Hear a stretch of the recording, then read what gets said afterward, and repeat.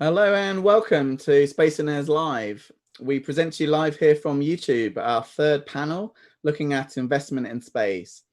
So this is an interactive event here on YouTube, so feel free to post your questions in the live chat or post to hashtag Spaceoneers Live and we'll endeavor to answer your questions. So Spaceoneers, we're a brand of design and data, so a multimedia company based in Cologne in Germany, specializing in communications for space and science. We've developed Spaceoneers into the most important community portal in the European new space sector. We host a calendar and highlight the top current European space and startup activities, including webinars such as this. We include different news and interviews with different founders from the space scene and various infographics. So to our panel, there's been a paradigm shift here from government-led space initiatives towards commercialization and the rise of the private sector. So in many recent years, we've had new space startups emerging from startups, private-public partnerships and new shared leadership between government and private entities. So we'll hear more about that shortly. So we have here Manny from Bryce Space and they've issued a report in 2019 talking about how 5.7 billion pounds of investment is reported. And in addition, we're seeing how various space nations are being using space technologies to support sustainable development and economic growth, as highlighted in PwC's Space 2030 agenda. So first, I'll introduce Manny. So he's the head of analytics at Bryce Space and Technology, leading consultancy and engagements for government and commercial clients here in presence in Europe. So hi, Manny. Hello, hi. Second, we have Claudia Menzel, Program Director of Seraphim Space Camp. So it's the UK's first accelerator program dedicated to the rapidly growing space tech startup sector. So hi, Claudia. Hi. And finally, we have Tala Atier, a senior consultant at PwC Advisory France. So she's a member of PwC's dedicated space practice, looking at strategy and policy and serving a number of institutional and commercial stakeholders in the space sector. So a big thank you to our panelists. Sorry for a slight delay here today, but I think we will head straight into the Q&A today. So I mentioned about this $5.7 billion of financing in 2009 in the Startup Space Report. So Manny, what are your expectations really for 2020 and beyond? Yeah, absolutely. Thank you for having me on here. It's always interesting to talk about the investment landscape in the space industry. So as you mentioned, Bryce publishes an annual report on startup space investment trends, which originally was started as a kind of NASA co-funded project looking at the investment trends and how you define them for the space sector, particularly as the whole new space kind of ecosystem was developing. So this was around 2015. There was a more and more investment into the space industry, private space sector, and in our report you can see that trend. We track it since the year 2000. And you see this sudden jump in 2015, and that has steadily continued to grow. And 2019 was the bumper year where we had $5.7 billion of private investment, which shattered the $3.5 billion record set the prior year. So in terms of expectations for 2020 and beyond, they're obviously COVID-19 is having some impact on private investment, and I'm sure Claudia can represent that far more specifically. But from kind of our conversations with investors, there's a focus on investing in their existing portfolio, sustaining them, but also looking out for new opportunities. This is times of rapid change are also times for new opportunities. So investors are very aware of that. Although there might be less willingness to invest in lower risk higher risk opportunities. The focus might be more on the revenue generating kind of opportunities as well. So with that, it's unclear what the rest of the year will look like. I imagine it will be subdued compared to 2019, but we'll have to see how the rest of the year plays out. Okay, thanks, Manny. And I mean, you've been seeing, I think, more investments outside the US. Is that right? Yeah. There's been a diversifying of investment. So the US was dominating in terms of private investment not too many, a few years ago. Now we're seeing the European countries, China are playing a strong role, and the UK, if I recall correctly, is the third globally in terms of private investment into startup space companies. So it's a good position.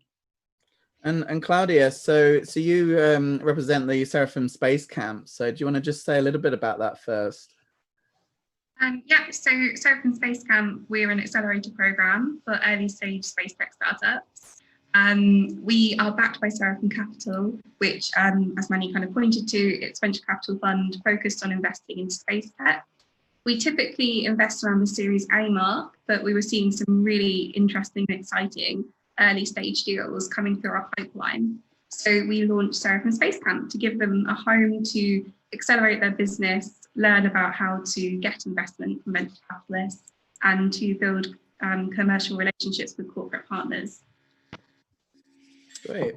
And finally, with Tala, so we're seeing a lot of emerging nations as well. Could you talk a little bit about this? So you had this 2030 report that you've been co-author on at PwC. Yeah, absolutely. Thank you, Ryan. So this report is basically about the role that emerging space nations have in addressing the Space 2030 agenda that the UN has developed, and this framework it has built on using space as a tool for further and sustainable socio-economic growth, sustained growth. And so, in fact, the reason behind this paper was because we have seen that recently, in the last few years, we have seen new actors in terms of the space sector emerge from different countries.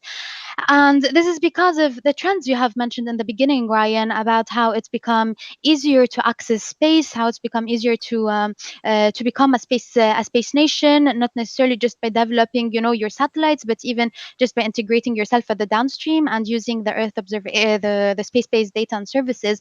So a lot of countries around the world have realized the role and the importance of space in developing their economy and developing their social growth and environmental development, and have begun either to start new programs, whereas they have never had such involvement before, or even re-establish previous works they've done. So they've previously been involved in space, not very sustainable activities, but recently decided to put efforts again and restructure their space programs and efforts. Great. And Manny, I noted from the report that a large amount of investment was maybe for a handful of companies, such as SpaceX and Blue Origin.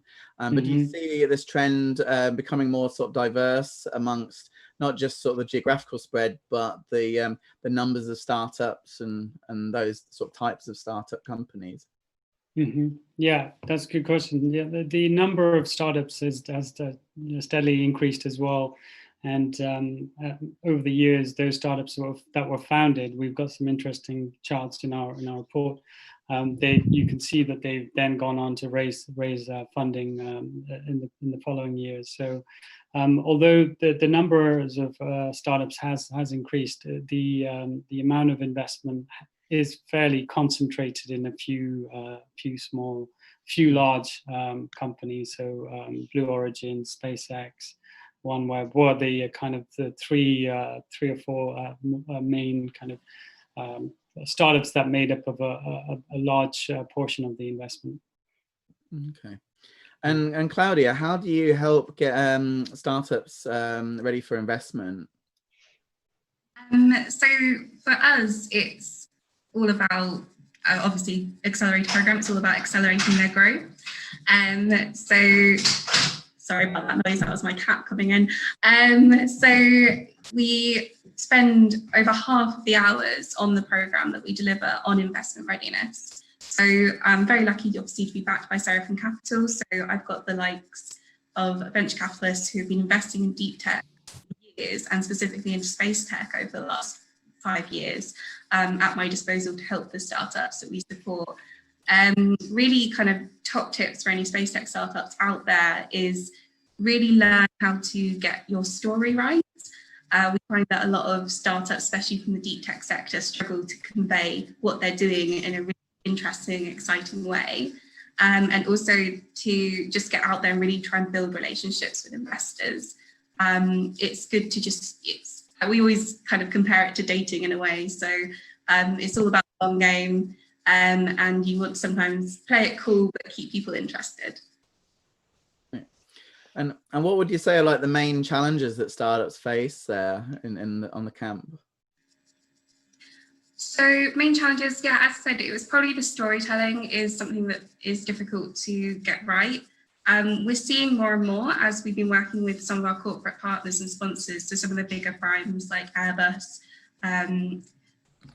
innovation and working with these big corporates is becoming a lot easier for startups, but there is still a barrier there for them to be able to get in.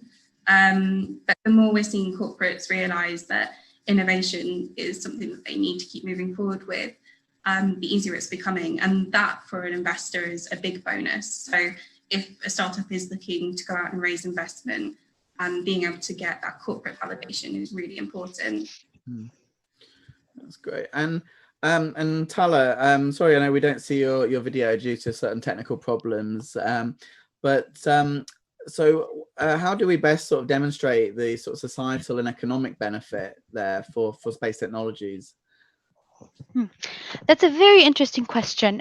So this can be done at a lot of levels, you know. So investing in space, of course, it depends. You can do investments at the level of the upstream, so in actual infrastructure for space, or at the level of downstream, where you're just utilizing infrastructure developed by others and utilizing it in order to develop applications and services. Now, these types of applications and services, they can address the wider economy, not just space related topics. So you see today how you can use Earth observation data, which combined with some advanced analytics, machine learning, it gives you a lot of insights on how to manage your crops in agriculture, how to do more efficient, apply more efficient ways in oil and gas and mining, or even in addressing, for example, disasters and crises. So you are able to monitor your climate indices, monitor carbon emissions. So in all of these different ways, it supports you in building policies that take you more towards sustainable environmental development and sustainable societal growth. Other than that, you know that space technology, space is in general an innovation-driven and high-tech-driven domain. So when you're developing your space sector, when you're encouraging startups and commercial activity, when you commercialize space and make it accessible to the people to build their own businesses and approaches, then you are immediately inspiring the youth in the country. You are developing your qualified labor, more STEM educated people. So you're really improving the quality of life, the level of education. You're developing your country parallelly, not just economically, but also at social and environmental levels. So it can be, basically, to sum up, either from the global investment in space and the infrastructure, or just by utilizing its application in various domains and industries. I mean, you talk there importantly about use cases. I wonder, Claudia, I mean, how do you, with the Space Camp, facilitate these sorts of commercial relationships that really demonstrate the use case? So we're really lucky. We work with some amazing corporates. A lot of them are investors into our fund, and as part of that have either become partners in the Space Camp program or become sponsors. They're really actively involved. We have touch points throughout the whole program where our startups get to engage with them. But the biggest helper for us is that for each corporate, there's a nominated, what we call corporate expert in residence. So they are the people who are working in strategy and innovation, reporting at a high level, usually to C-level within their organisation, but also are able to get to different departments to facilitate those relationships for our startups. So those people, I have to thank them if any of them are watching, absolutely key, because they're the ones who are not only helping our startups get over some of the barriers to innovation and startups into these corporates, but they're the ones really driving that engagement. And they're fantastic with also signing MOUs, letters of intent, anything that will help get those startups we work with to move forwards. And Manny, so 71% of investment was for venture capital. Are we seeing much of a sort of change and sort of diversification amongst the sort of different types of investment in startups? Yeah, so there's been, over the years, there's been a trend towards more investment in the earlier stage round. So you've got companies in the seed stage and Series A who are getting funded more funding than in previous years. So 2018 and 2019 were both record years in terms of seed funding as well. So that diversification is taking place. There's obviously in terms of the exit opportunities for the investors as well, that's starting to take place, and we're seeing some signs of that, but it's still early days. So you talk about the exit opportunities. What's the sort of typical time to market, would you say, for startups? So Claudia can add to this as well, but generally kind of VC-backed startups, VCs tend to expect a time horizon around 5 years, right? But the challenge with the space industry is that a lot of development cycle is longer than that. So VCs need to be a bit more patient. You can look at 7 to 10 years.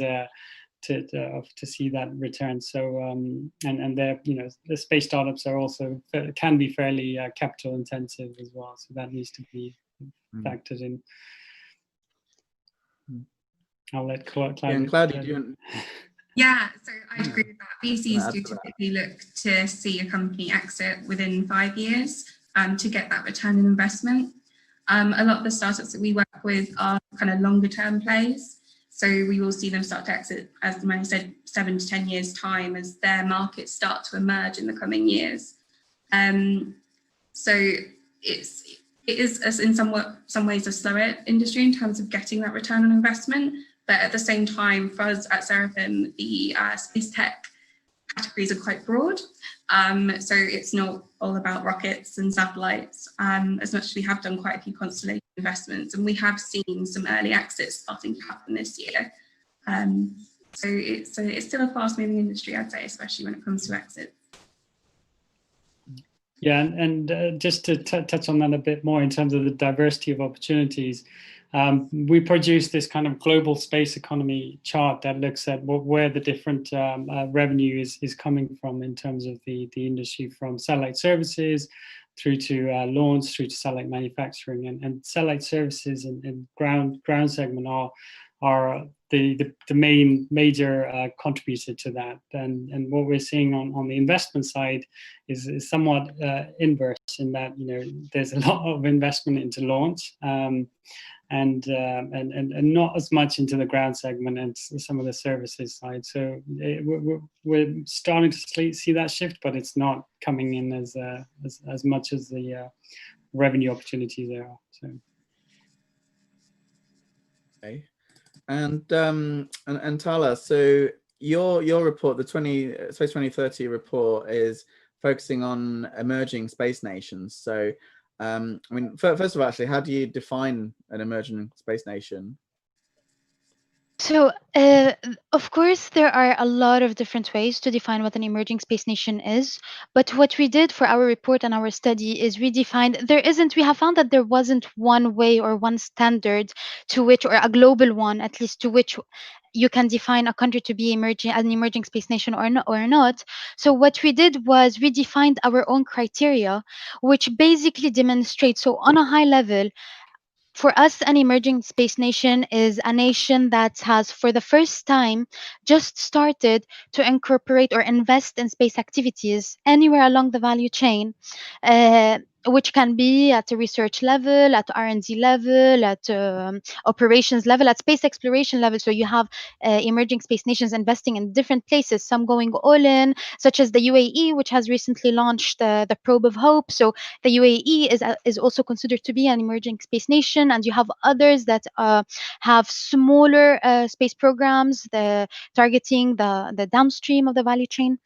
And then you have the other type of emerging space nations, which we consider to be our nations that have had involvement in space activities in the past, maybe have some legacy in space in terms of technologies, in terms of programs, but that have not been followed upon sustainably, in a sustainable manner. So it's more of an on and off sort of activity, but has recently decided to re-establish, recollect, reconfigure their space efforts under like a proper structure, be it through a strategy, policy, new governance, new program.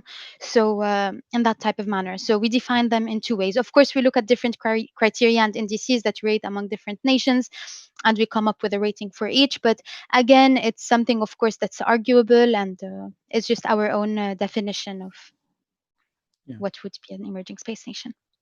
I mean, would you say that these emerging space nations, they're more reliant perhaps on government support, or do you see also this same sort of trend towards sort of private investment there? Actually, we have seen a great diversity in this approach, right? So you have one type of emerging space nations. It all depends really on the policy of the government. So what is the strategy it wants for its nation?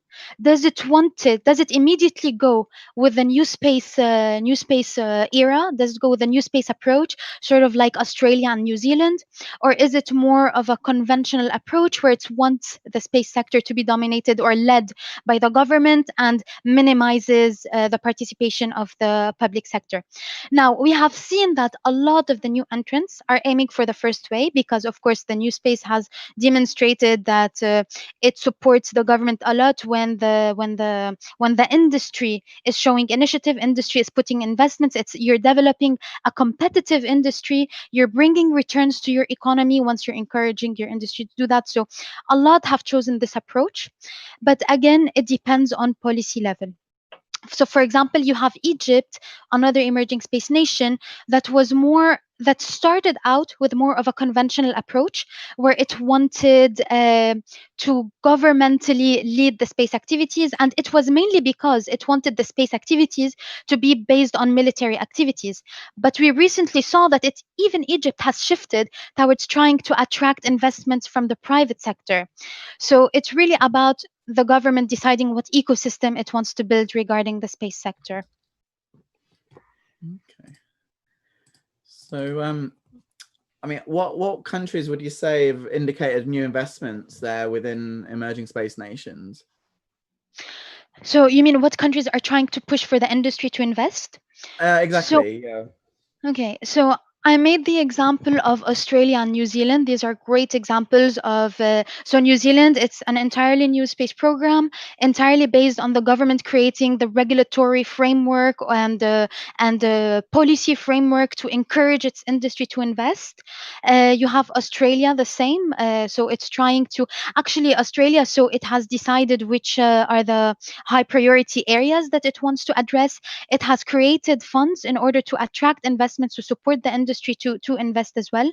You have arguably Luxembourg. So Luxembourg is not really new in the space sector, but because it has had the communication program, but also it's trying to attract the industry now towards space resource utilization. So it's space exploration activities. It put this regulatory framework in place, which allows private companies that are based in Luxembourg to own resources they extract in space, and this really gives a lot of certainty to the private sector to actually start investing in space resource utilization activities and set their base in Luxembourg. So this is its way to attract investments into the country. So I think these are a few examples. You also have Singapore, where it's based on developing the industry. But Singapore, it doesn't really have a top-down approach, whereas you don't see a lot of involvement from the public sector, but you still see the private industry sort of developing itself around the space sector. This is also another way. So I have a question here online for Manny. So what routes do you see to decentralizing London-based venture capital to enable more new space startups to capitalize and develop in other regions of the country? So how do you break the London bubble? So for the UK investment there. Sure, I could try to answer that, and then Claudia can probably add more color. There are some initiatives underway in the UK. So you've got the ESA business incubation centres, which are being populated around the UK, and then there are potentially some other plans being organised by the UK Space Agency. So the initiatives where they kind of have those decentralised opportunities for startups to engage with the space sector, either through support or guidance in terms of what technologies there are, what available resources that they can tap into. So a startup in Hull, for example, can set up with the right kind of resources, and particularly as we're becoming more virtual and the need for going to offices is maybe less. You're seeing maybe some of those opportunities being spread out a bit more and using those resources around the UK. So certain areas of the UK have particular capabilities in manufacturing, while others are looking to have launch capabilities. So tapping into those capabilities and opportunities should be a good way to do that as well. Fantastic. So I'm just looking if there's any other questions. I think maybe Claudia was going to add something. Yeah. Following up from that, I think as many called out, there are obviously the SABICs that are in different locations, but you've also got satellite applications, Catapult, which have centres of excellence. I think if you're early stage, getting involved with an incubator is a fantastic way to try and get to investors. Even if investors aren't turning up in the room, they're certainly keeping an eye on any startups coming out of these pages. And it's the UK Space Incubator Network as well. It's very diverse across the whole of the UK.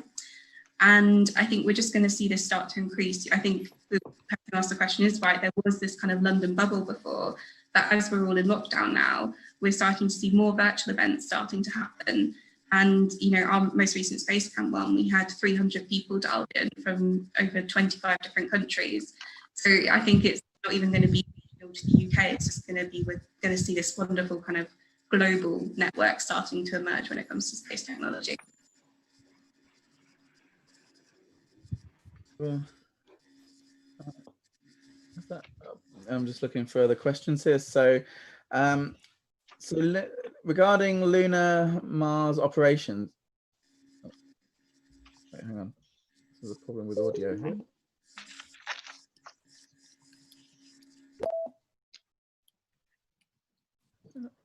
We can hear you, Ryan. Oh, okay. Sorry, there was a slight cut off there with the audio. Apologies for that. So, what do you see as the core breakthrough technologies to enable commercialization of LEO, so low Earth orbit, as a first step towards cislunar industry? It's quite a specific question. I don't know who's. So it's, sorry, if you repeat the question, it's what's the major breakthrough that enabled commercialization? What do you see as the core breakthrough technologies to enable commercialization of LEO as a first step towards cislunar industry? It's very sort of question. I don't know. It's an interesting question. I mean, I don't know if it's about a particular technology. Of course, technology plays an important role in commercialization or in developing a cislunar economy in the first place.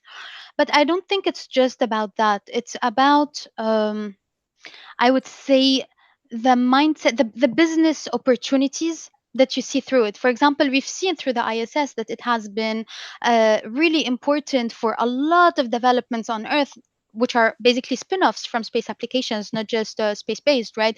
And robotics and medicine and a lot of different applications. And I think that once as a potential investor, as a potential, let's say, commercial entity interested in such activities, once you see the business model that can come, and once you have a space agency or governance that is promoting this commercialization of these activities, then I think that's when you see commercialization growing. And I would give an example. For example, today we have seen a lot of countries that are trying to commercialize space exploration and building lunar and even Martian economies. So they are looking for ways to involve the industry in order to build these business solutions, because you have a lot of opportunities, be it from utilizing space resource utilization, transportation, such as the case with SpaceX and Blue Origin, which we mentioned before, but of course a lot of other startups and SMEs.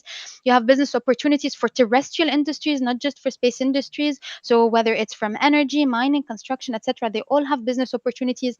And so I think that there's also a need. So the governments, they want to establish presence at the lunar surface, be it for research, for sustainable exploration, to expand the human reach. So they want to do this, and they have seen that the best way is by sharing the risk, let's say, with the private sector, and allowing them or asking them, encouraging them to invest in there, because there are a lot of spin-offs and synergies for them that they would benefit of, a lot of business opportunities for them. And I think once these two match, so the government needing the private sector to be involved, the private sector wanting to be involved and seeing these business models, business opportunities, because of course in this lunar economy and the moon economy, there's high risk and long-term returns. It's not simple. I don't know, maybe also Claudia, you have an idea, you can add inputs to that. But so I think once these two meet, then you will see more commercialization of the cislunar space and beyond. Okay, that's a very big topic in itself. So thank you for helping answer that. So we do have to end it there. So I just want to thank again to all our panelists who've joined today, and hope to see you again next time here on YouTube. So yeah, have a good time. Okay, thank you everyone. Thank you, Ryan. Thanks. Cheers. Thank you. Thank you, Bye. everyone. Bye. Bye. Bye.